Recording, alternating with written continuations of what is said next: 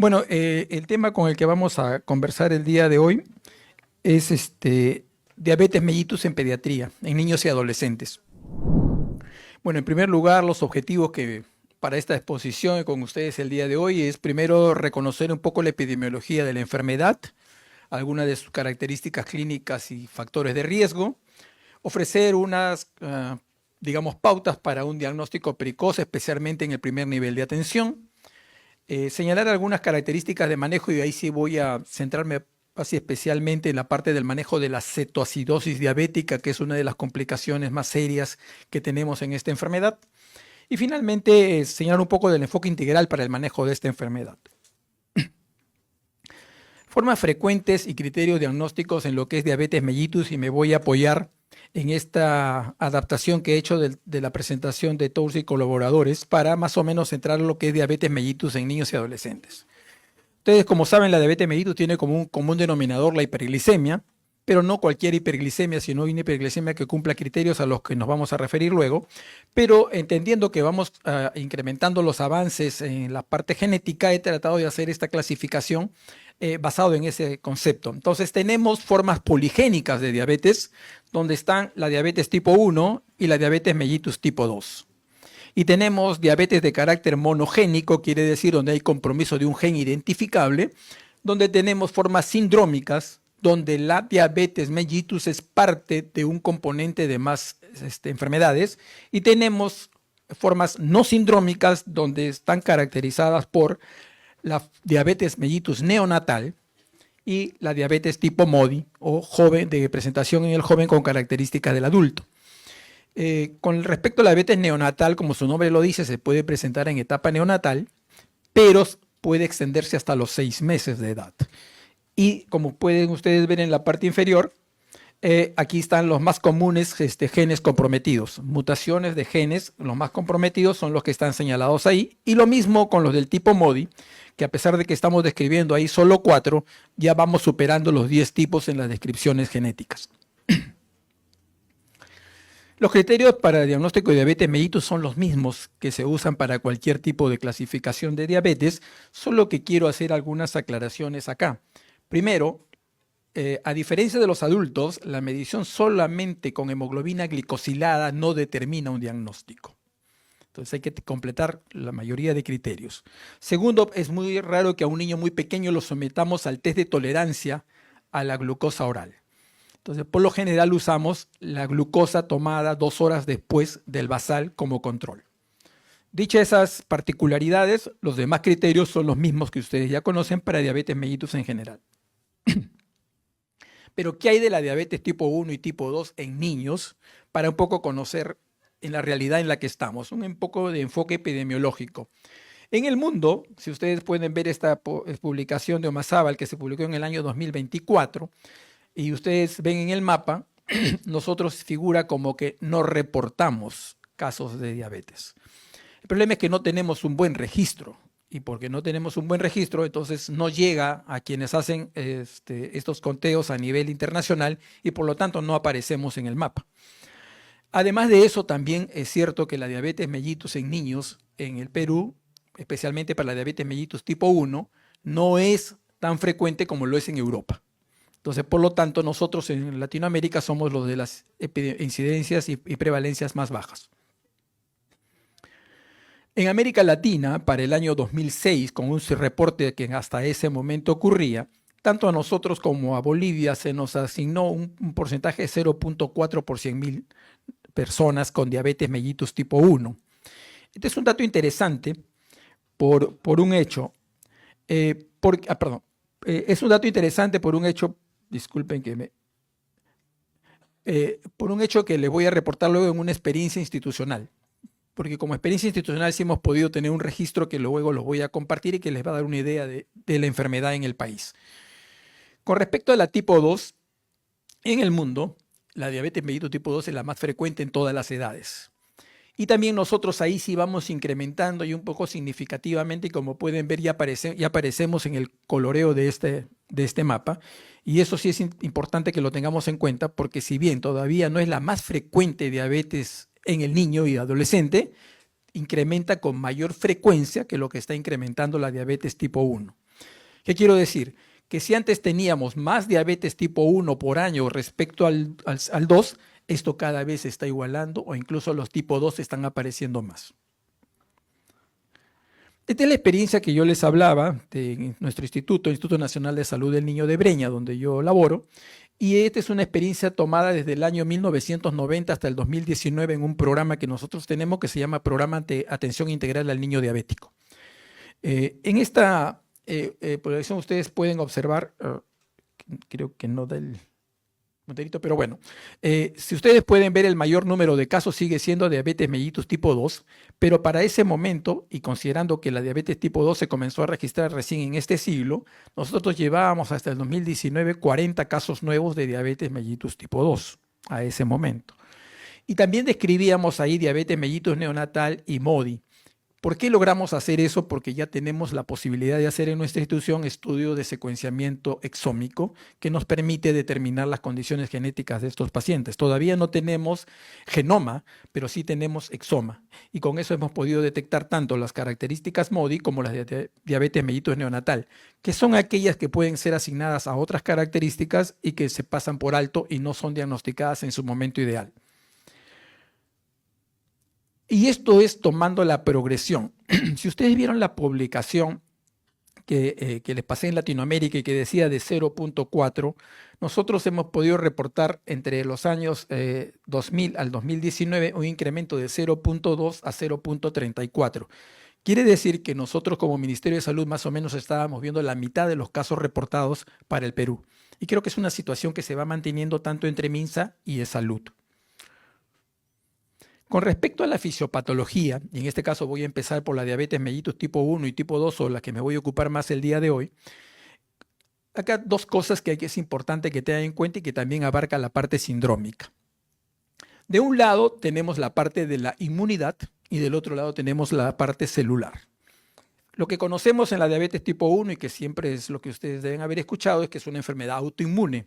Quiere decir, hay una autoagresión contra el páncreas y esto provoca destrucción de las células beta y esto provoca que finalmente no haya producción de insulina y terminamos no pudiendo regular la glucosa. Pero hay que mirar también desde el otro punto de vista porque cuando nosotros hemos evaluado anticuerpos positivos en nuestros pacientes, no en todos, pero en los que hemos podido, tenemos un importante número de pacientes que son anticuerpos negativos. Entonces hay que mirar que de dónde pudiera también nacer este evento. Y si ustedes pueden ver, en la parte de abajo, yendo en un triángulo invertido prácticamente, en un lado está el síndrome IPEX y en el otro lado está la vía del PER, que es la proteína quinasa del retículo endoplásmico. Y si ustedes ven, lo que nos está diciendo es que mientras que en un lado hay falta de autorregulación, quiere decir no hay control respecto a la acción inmunitaria frente a la célula, del otro lado más bien lo que tenemos es que más bien hay destrucción celular sin expresión autoinmune, pero luego por la destrucción celular propia hay lógico la producción de anticuerpos contra esa señal. Entonces, de ambos lados puede estar ocurriendo y es por eso que nosotros pudiéramos en alguna parte de nuestra población tener pacientes que no son relacionados a autoinmunidad, sino que pueden estar relacionados a destrucción celular. Y estas son las etapas descritas cuando hablamos de la parte de autoinmunidad, cómo vamos llegando por etapas hasta desarrollar diabetes. ¿Qué quiere decir con eso? ¿Que pudiéramos advertir en un paciente diabético tipo 1 antes de que haga la enfermedad? Sí, por supuesto. ¿Y en quiénes podemos sospecharlos? En los que tienen familiares directos con diabetes mellitus tipo 1. Entonces, si usted tiene una madre que tiene diabetes tipo 1, una hermana, un hermano, etcétera, cercano, puede usted comenzar a evaluar este tipo de respuesta porque va a poder predecir en el momento previos a que desarrolle la diabetes, valga la redundancia. Primero tenemos una etapa 0 donde están los factores de desarrollo y aquí está la masa celular beta, la función de la célula beta, el tamaño propio del páncreas, la presencia o no de alguna poligenicidad que lo predispone. Y luego vienen eventos desencadenantes que van a hacer que se dispare todo esto. En esos eventos desencadenantes, por ejemplo, están relacionados virus, están relacionadas algunas otras enfermedades, están los disruptores endocrinos. En realidad no hay una cosa precisa. Durante algunos años se habló de la leche de vaca y así hemos tenido aparición de varios.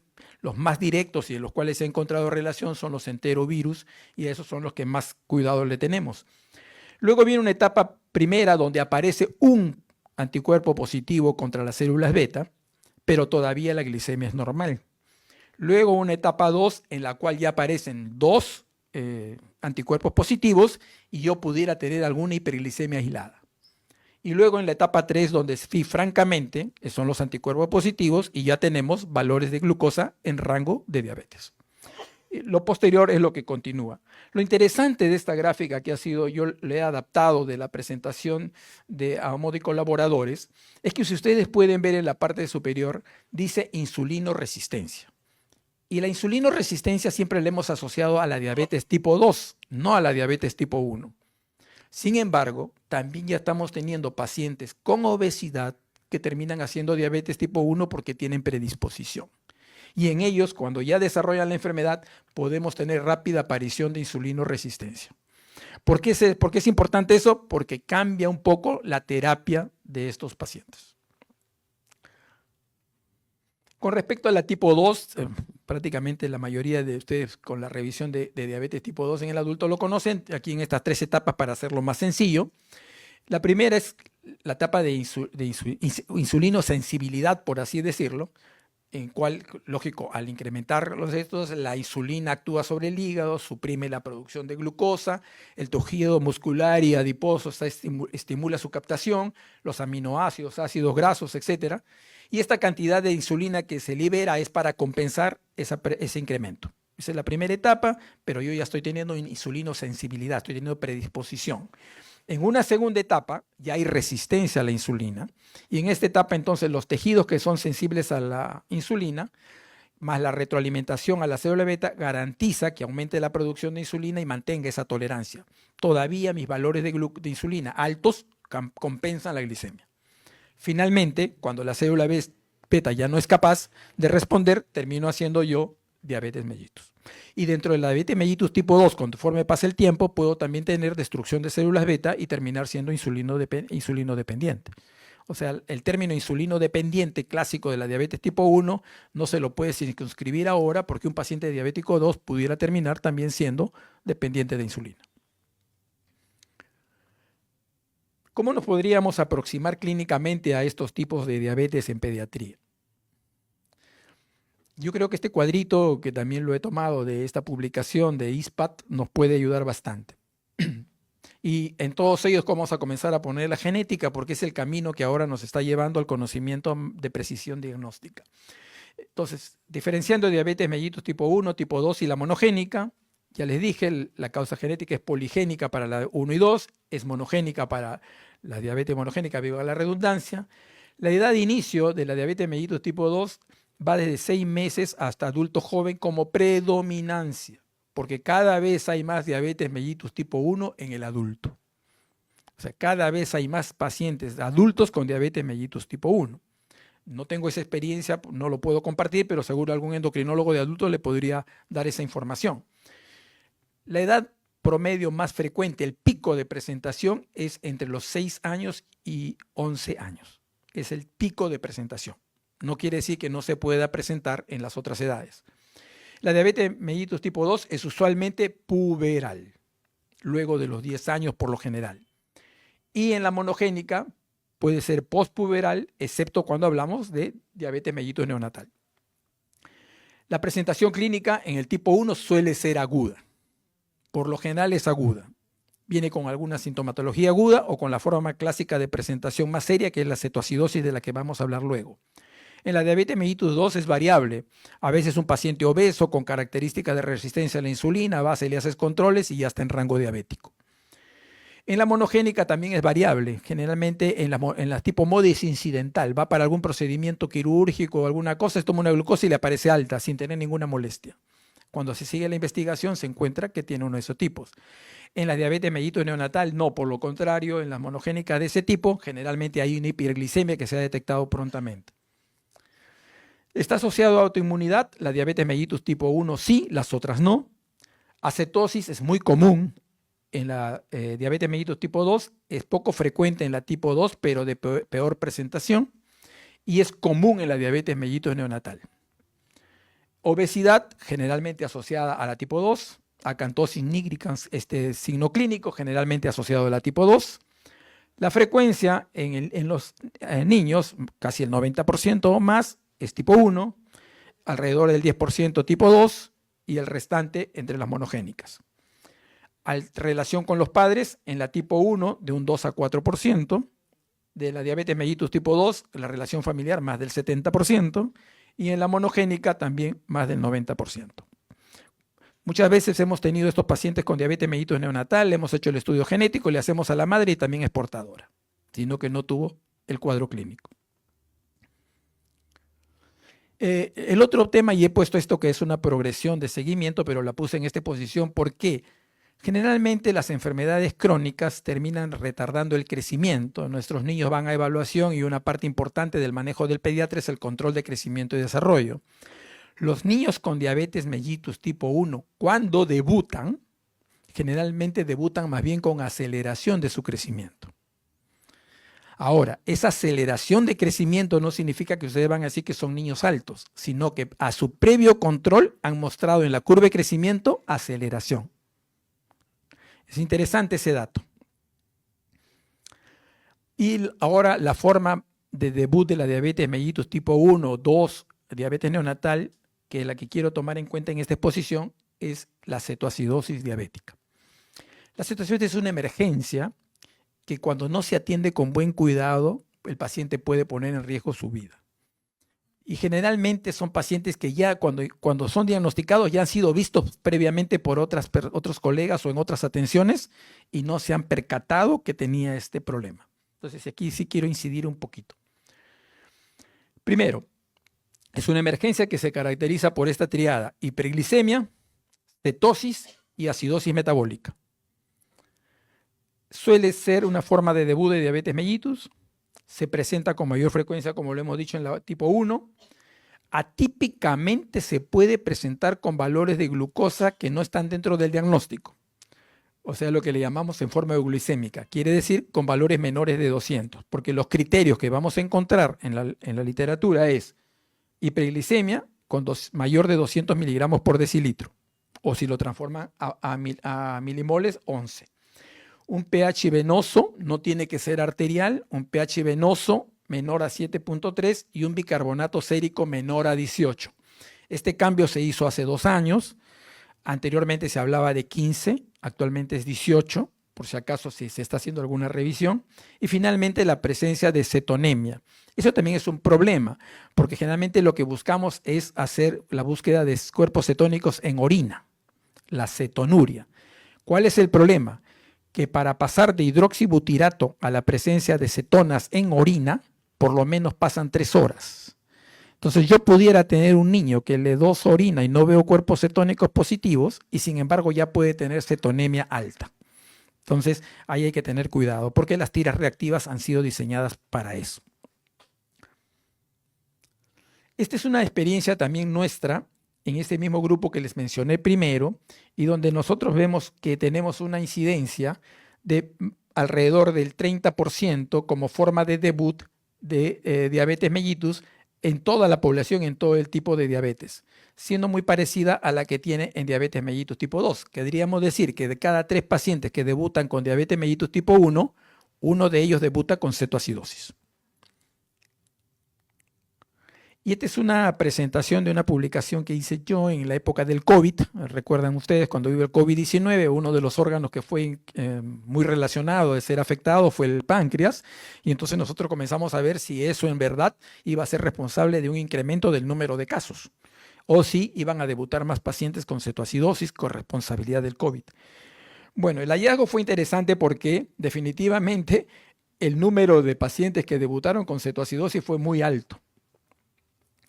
Sin embargo, no se lo puede achacar al puro hecho de la acción del virus contra el páncreas, porque una de las cosas más importantes para las que creemos debutaron con esto es que el sistema de salud colapsó y no tenía cómo atenderlos. Muchas de estas personas no accedieron al sistema de salud y fueron cuando ya la condición era crítica. Es una cosa que no podríamos relacionarla directamente y por eso solamente le he señalado, porque sí, durante el COVID pues, llegamos a tener hasta una incidencia del 70% de casos de debut. Esta es la fisiología de la cetoacidosis y aquí tocar los puntos principales que nos van a llevar también para el tratamiento. Lo primero es que, por supuesto, tengo una deficiencia de insulina absoluto relativa que me va a disminuir la utilización de glucosa y por lo tanto me va a llevar a que comience yo a sacrificar a los músculos que van a comenzar a liberar glucosa como producto de compensación porque la célula se siente de hambre. Me sobra glucosa en la sangre, pero no tengo glucosa en la célula. Por lo tanto, uso otros mecanismos para tratar de incrementar la glucosa porque el cerebro no entiende que la glucosa no está pasando a las células, sino que entiende que las células están de hambre. Luego de ese proceso, entonces, activa las hormonas contrarreguladoras para incrementar más glicemia y por lo tanto, más bien hace que el cuadro se ponga más peligroso. Sacrifica al músculo con proteólisis, van a liberar aminoácidos que van a proceder al proceso de gluconeogénesis para tratar de producir más glucosa y a partir de los lípidos usar también como una fuente de aporte calórico porque no tengo otra, pero con la mala suerte que voy a liberar ácidos grasos libres y después convertirlos en el hígado a cetonas y voy a tener incremento de cetonas que me van a dar como signo clínico emesis y pérdida de peso. Pero más que eso, yo quiero reflejar aquí dolor abdominal. Muchas veces estos chicos van a la emergencia por dolor abdominal y náuseas. ¿Y qué es lo primero que le dicen? Un proceso digestivo. Si un niño le llega con dolor abdominal, sensación nauseosa y no tiene diarreas, no tiene alza térmica, pongan en su bagaje de interpretación la posibilidad de que esté haciendo cetoacidosis e incidan más con las antecedentes de si el niño toma más agua, si el niño orina más veces, si el niño está bajando de peso. Si dentro de la historia hay historia de incremento del consumo de agua, orinar más veces y bajar de peso, más la historia que nos trae ahora, prendan las luces de que pudieran estar clínicamente frente a un cuadro de cetoacidosis. Luego, esta hiperglicemia, por supuesto, va a llegar al riñón, va a favorecer una diuresis osmótica y por lo tanto me va a llevar a deshidratación. La cetoacidosis me va a llevar a una compensación respiratoria para tratar de eliminar ese CO2 excesivo y lo que voy a tener es un cuadro de hiperventilación que va a incrementar mis pérdidas insensibles y por lo tanto dentro de pérdidas medibles e insensibles voy a favorecer más el estado de deshidratación.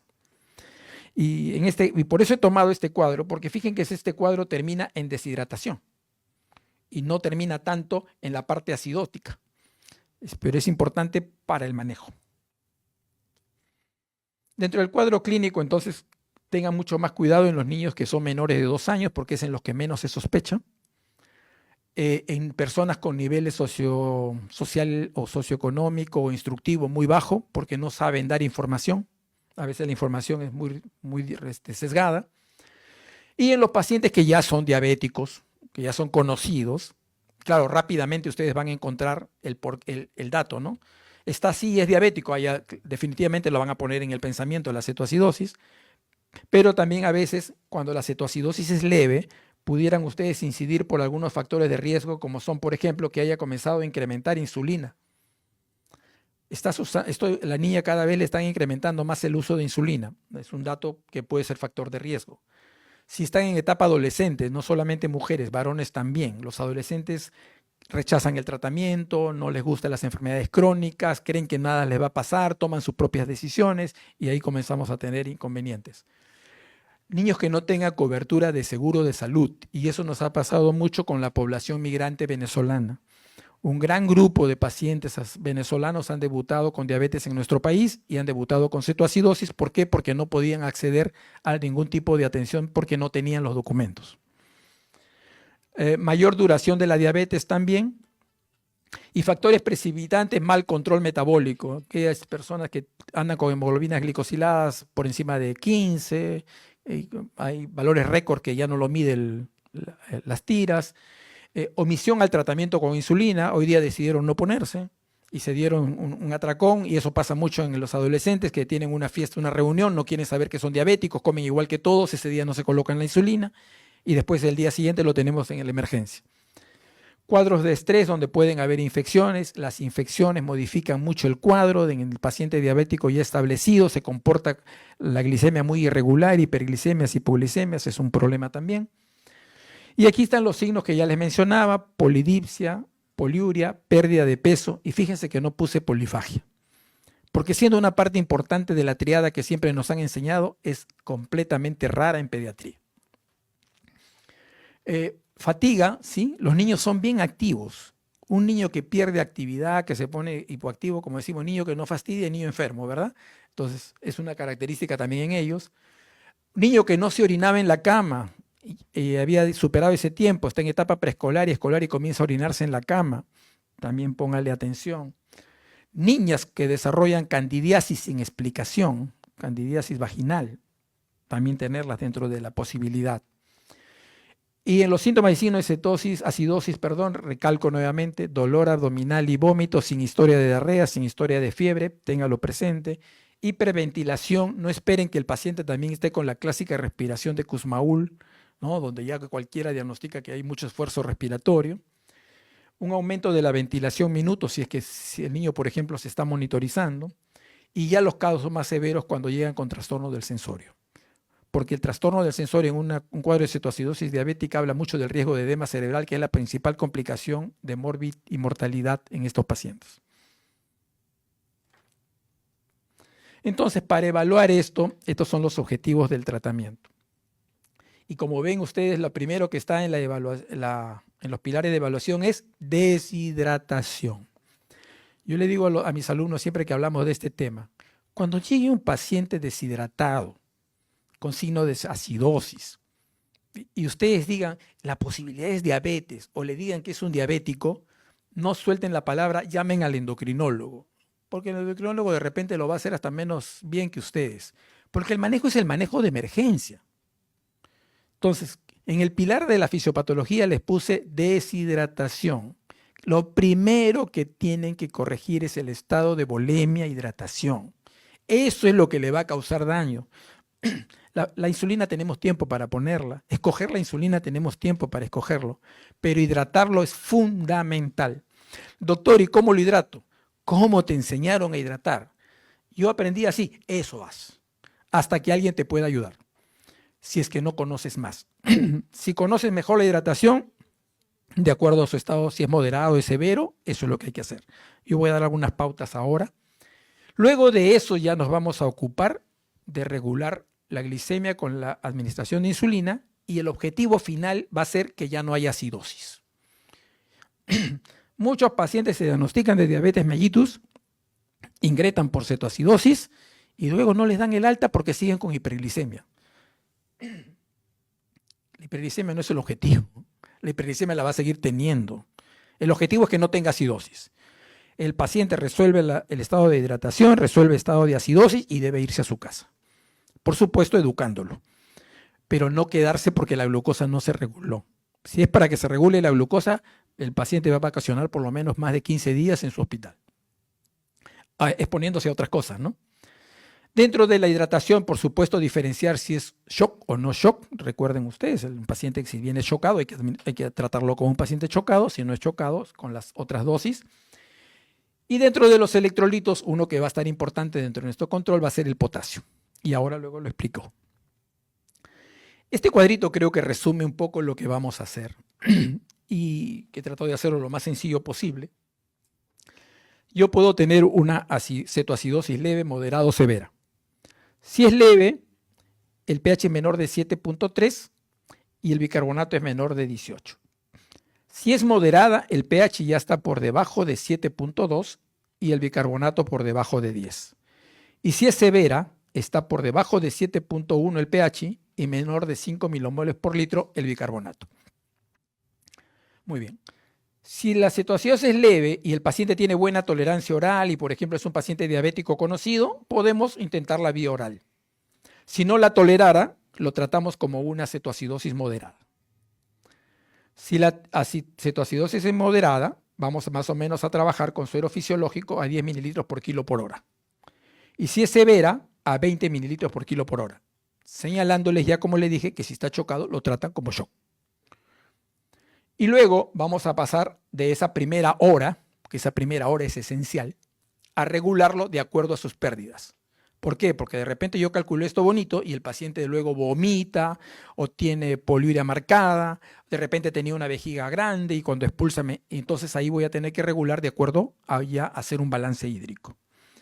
Digamos que en la primera y segunda hora lo compensé y comencé a usar insulina, como lo voy a señalar luego.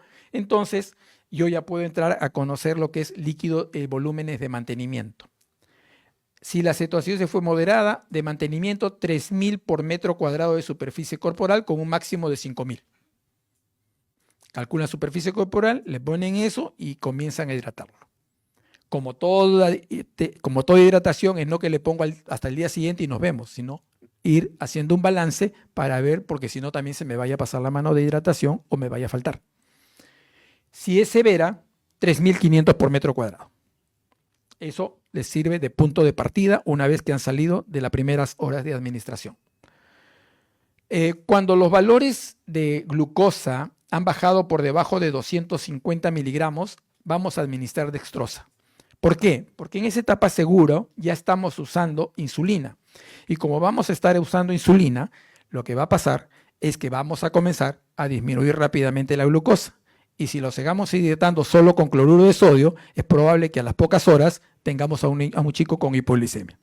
Entonces, es por eso que cuando los valores de glucosa llegan a 250, nosotros le administramos dextrosa al 5% combinada con cloruro para compensar.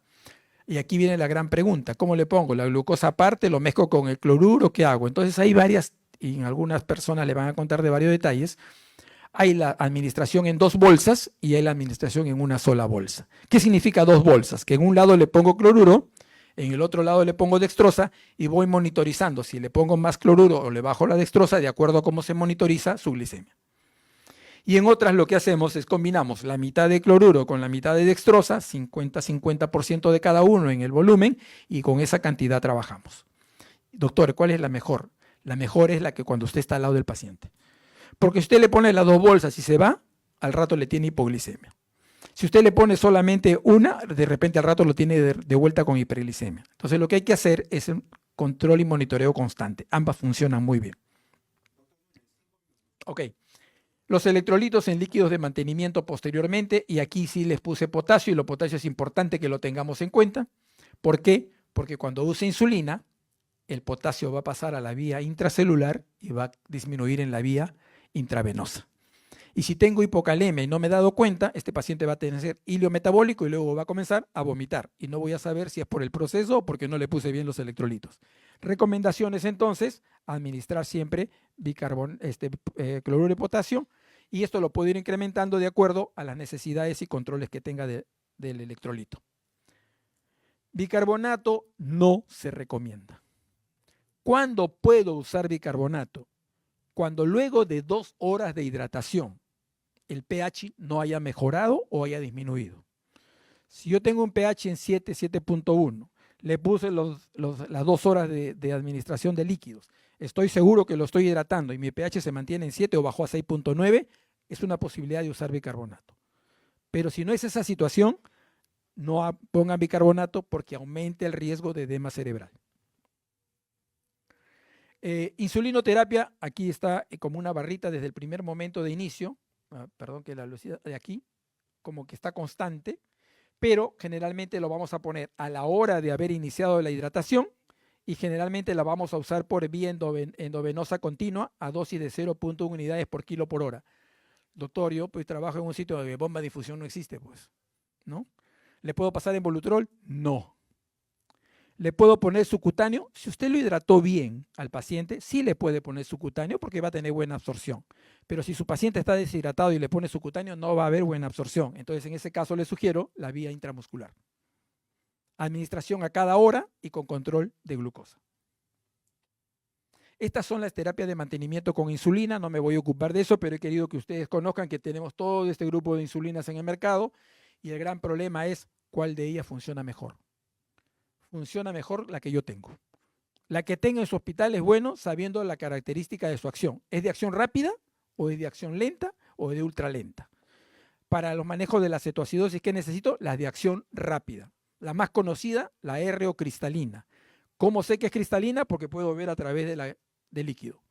muy fácil de obtener, es la más común, hay en los mercados. No tengo eso, tengo de las acciones de ultra rápida.